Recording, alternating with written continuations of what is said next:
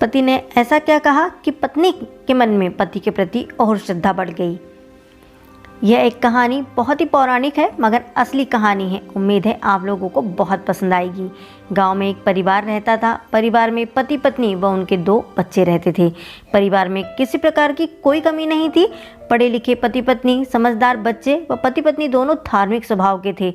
कभी भूल से भी किसी का बुरा नहीं सोचते थे। आपस में दोनों में अटूट प्यार था और जब आपस में लड़ते थे तो वो भी अटूट, परंतु उनका प्यार हर लड़ाई के बाद और बढ़ता चला गया था। एक बार उन्हें पता चला कि पास के गांव में एक सिद्ध साधु आए हुए हैं। वह दोनों भी उस साधु के दर्शन को गए। साधु उस समय किसी खास मंदिर के बारे में बता रहा था।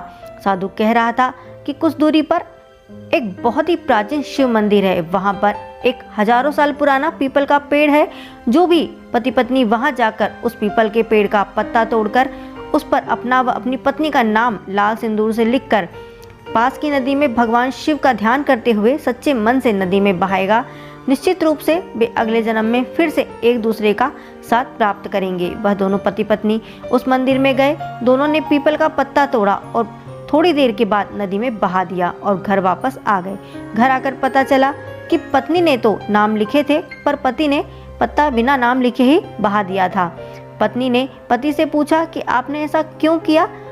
क्या आप मुझसे प्यार नहीं करते?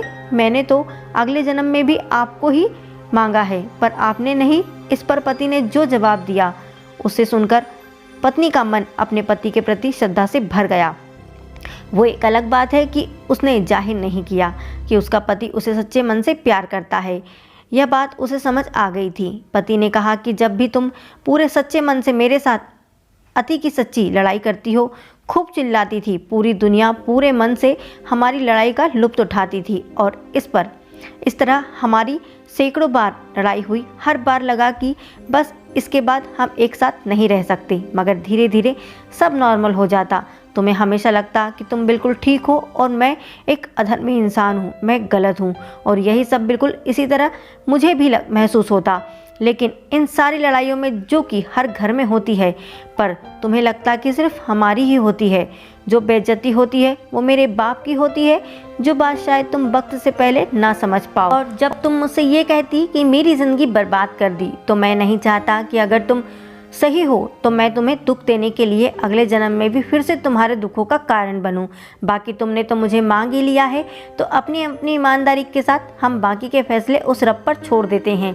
दोस्तों, आपको ये कहानी कैसी लगी कमेंट में ज़रूर बताइएगा, और अगर अच्छी लगी तो please like share and subscribe जरूर करें।